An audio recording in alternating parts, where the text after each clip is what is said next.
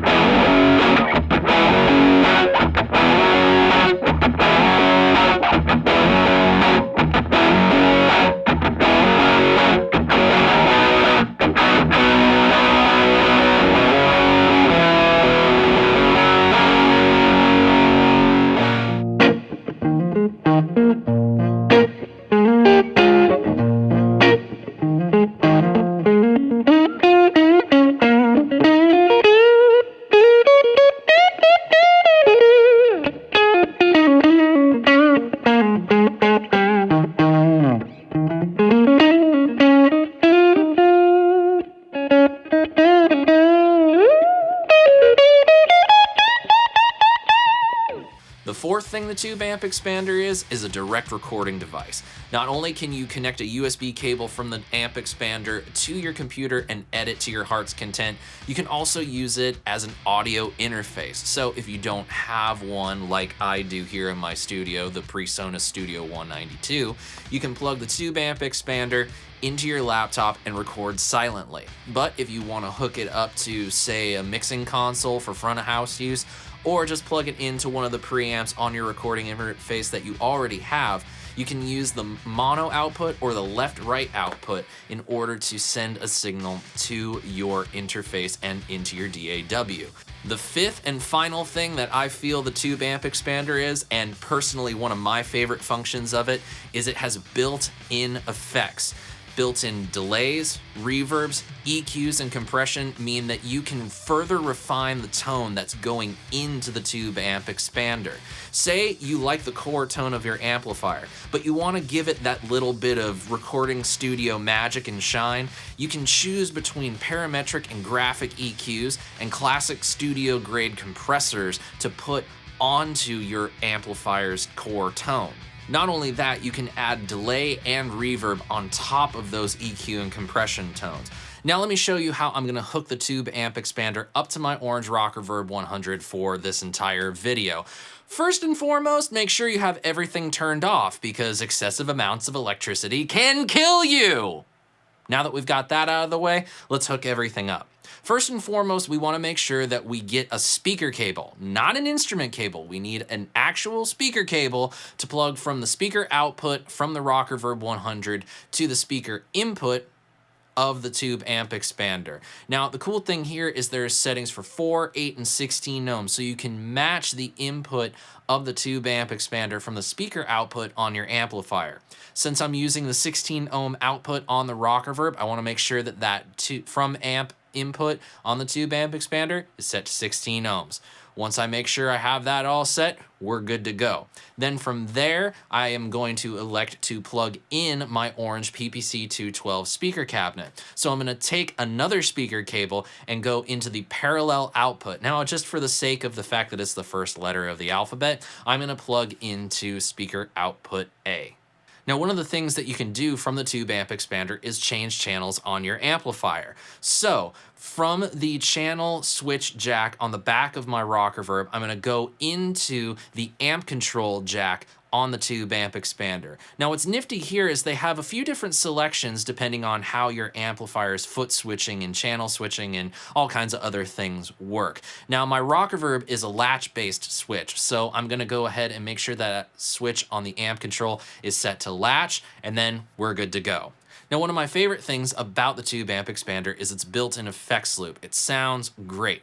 So I'm gonna plug in my TC Electronic Flashback 2, loaded up with my Chaos Crescendo signature tone print, in case you were wondering, to the Tube Amp Expander's effects loop. Send, return, it works as normal. But one really cool thing about the Tube Amp Expander's effects loop is that both the send jack and the return jack have ground lift switches on them. So if you counter any sort of 60 cycle hum or excess noise at any sort of stage, you have a couple different switches in order to combat that noise and make sure that your rig is dead quiet. The last thing I'm gonna plug in is the GAC foot controller that Boss graciously sent me for this video. So using a standard TRS cable, just gonna plug into the foot control jack, and I will be able to control all the functions of the Tube Amp Expander remotely using this foot switch.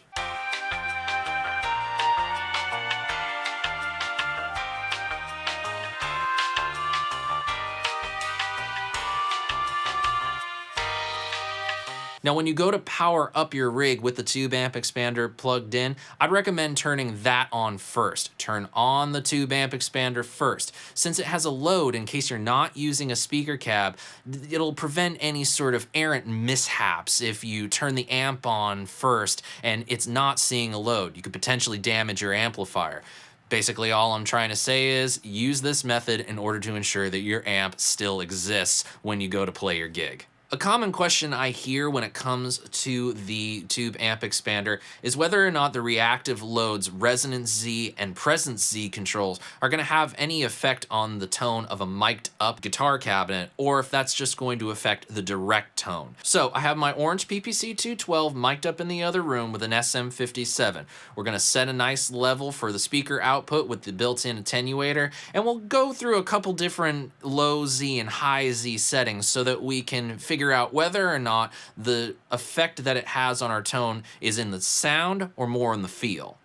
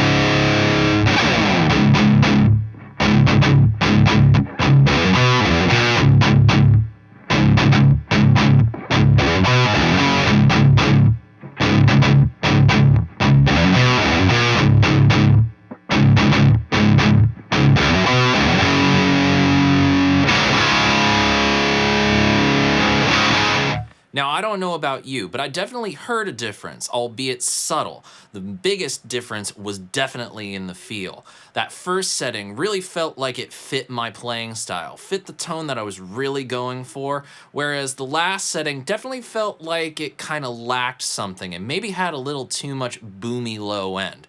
All in all, it really shows you how manipulating those controls can have an effect on your overall amp tone coming from a speaker cab.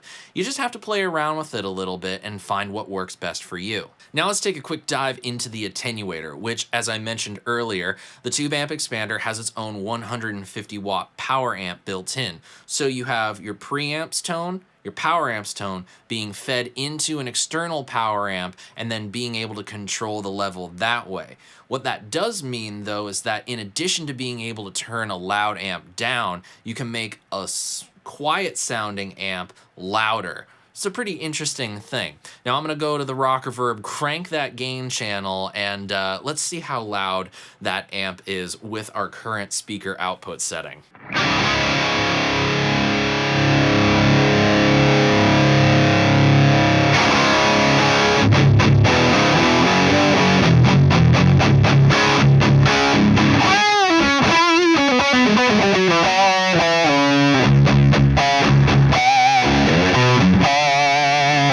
As you can hear, things are starting to get pretty squirrely, and that's one of the interesting features of the Tube Amp Expander. You'll start realizing when you're pushing your amp a little too far, and it might not be operating in the optimum area. When it does come to those points, just make slight adjustments to your volume, your gain, your EQ settings, and you'll be operating your amp in a safe territory. This piece of equipment actually might help your amp live a longer life. Let's go ahead and turn that sound up just a little bit and see how much louder we can get before we really start distorting our recording device.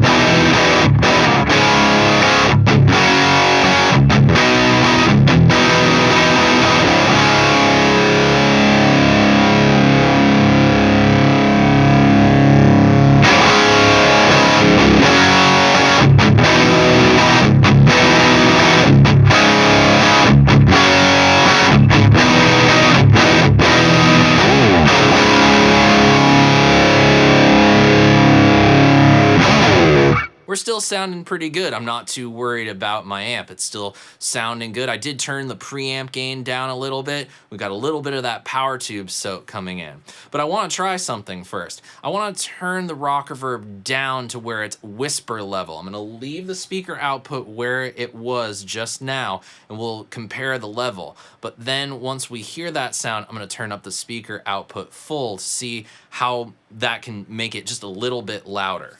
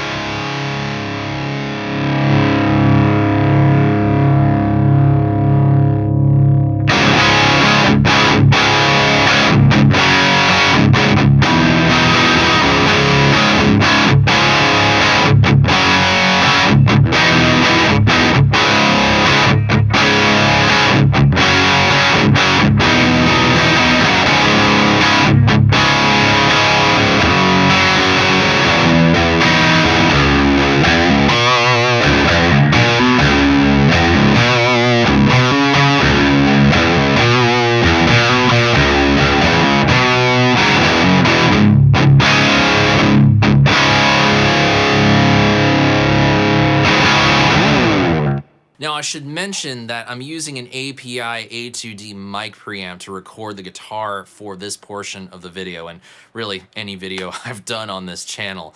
And the thing about it right now is that I just have the preamp knob and gain set at a little past 9 o'clock. So all that level change was all coming from just using the speaker output. And I will tell you this much, I can feel the cab in the other room doing the work. My studio isn't a fully isolated studio. And I can tell you right now, where the Rock Reverb's dirty channel's volume is set at right now, I have not heard it that loud ever. So the Tube Amp Expander is definitely giving us a little bit more juice to go with. All right, now that we've taken a listen to what the reactive load and the attenuator can do for us, let's move over to the speaker emulator side of things and check out how the line output and direct recording stuff is going to work. This is also where we're going to start to check out some of the effects and some of the ways that you can manipulate the sound and control it. So what I have running right now is my custom cab setup with mic emulation and everything coming into the DAW left and right, and this is how the clean tone sounds.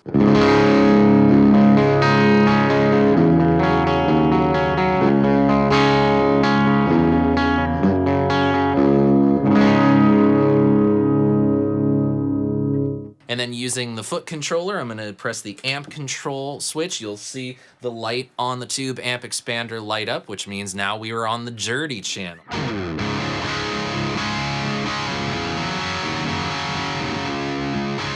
Now, you are hearing just the line out knob set at 12 o'clock. You can adjust that level however you need in order to properly gain stage, so you're not clipping your mic preamps, you're not clipping digitally in Pro Tools or anything like that. You're gonna get the best sound possible. So I'm gonna turn it up a little bit.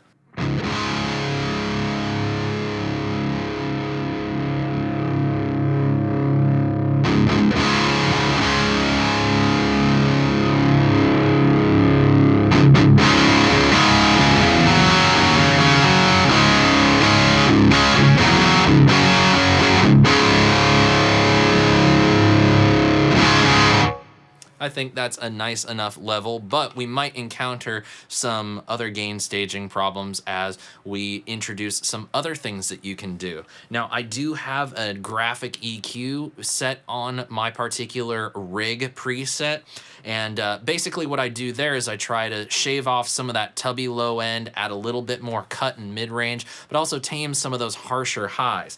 By pressing the solo EQ button on the foot switch, you will also see that light up on the Tube Amp Expander. Let's hear how that EQ added onto the dirty tone changes the sound.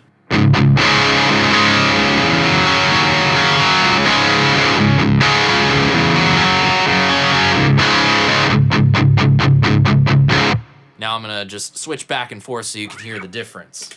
Remember, use the light as reference.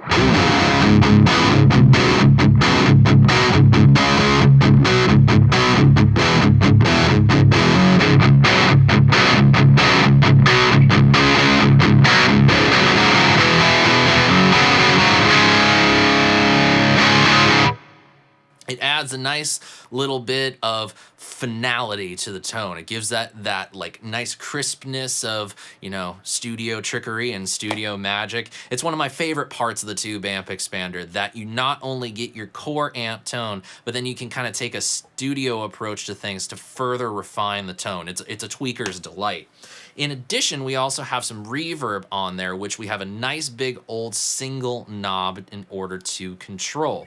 Now there is a little bit on the tone right now, but I like to keep my reverb tone fairly subtle. So let's give that a little bit of a listen. I'll go back to the clean tone and strum some nice pretty clean chords.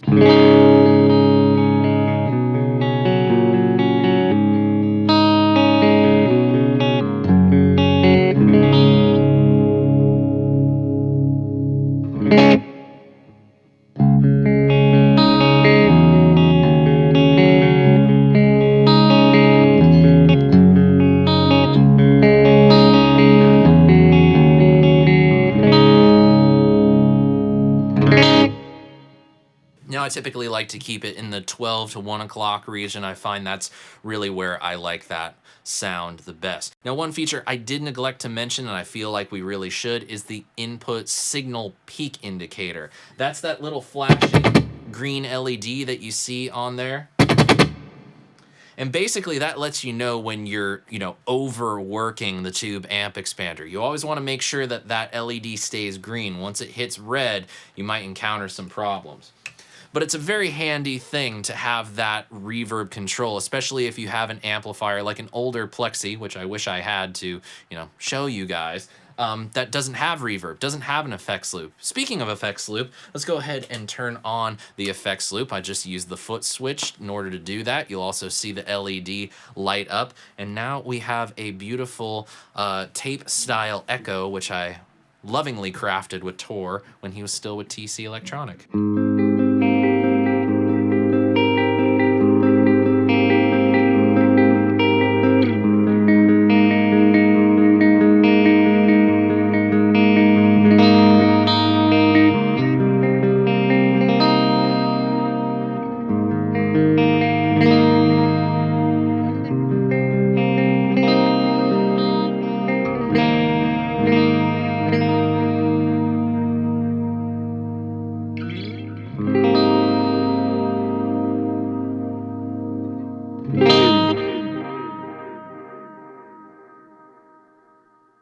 One of the things that I really am loving about the ability to keep my effects separate from the amplifier is not all effects loops are created equal, ones that are built into amplifiers at least. Sometimes when you introduce effects with the effects loop, it can affect the overall tone of your amplifier. This is a very recording studio idea of keeping your main tracks, the things that you want to sound as best as they possibly can, separate from your effects.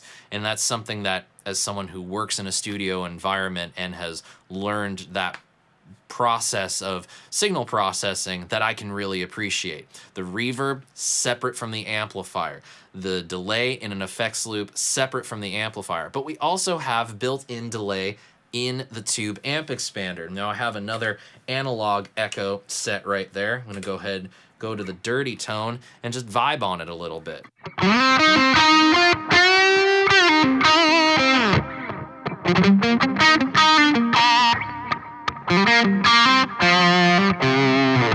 Now we can also do tap tempo, so if I want something a little faster,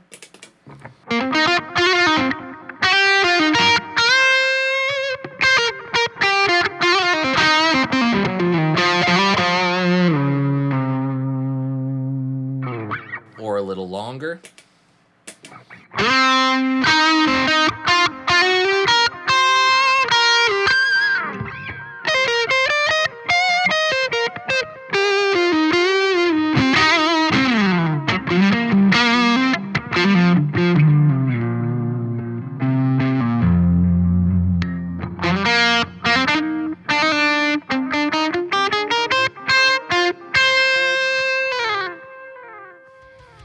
And that, my friends, ends part 1 of my demo of the Boss Waza Tube Amp Expander. A game-changing piece of equipment and one that I have had so much fun getting to know and use over the course of the months that I have had it. I live in a normal residential neighborhood and my studio is not well isolated. It's just a couple bedrooms in my house. The fact that I can finally silently record the great tone of my rock reverb, get it into my DAW, has been amazing for songwriting, recording music for my own band, and it's made it a whole hell of a lot easier to make these YouTube demos for you guys. But that leads me to a point. In the process of putting together this video and conceptualizing it, I really wanted to show you all everything that the TAE had to offer in terms of hardware and software. And if I were to combine those two things and focus on them all in one video, it'd be over an hour's worth of your time. And quite frankly, I respect the fact that your time is valuable and you probably don't want to listen to me prattle on about gear for hours on end. So in the spirit of that, in a couple days, come back here and watch part 2 of the TAE demo where we focus solely and go in depth on the Tube Amp Expander's editor software. So make sure you've clicked the subscribe button, turned on notifications, and you should be seeing that no problem, in a couple of days. And in the meantime, you can let me know what you thought of this part of the Tube Amp Expander demo by using the comments section below. And until next time, my friends, I'm SeanPierceJohnson, wishing you all out there great tone and happy stomping. Cheers.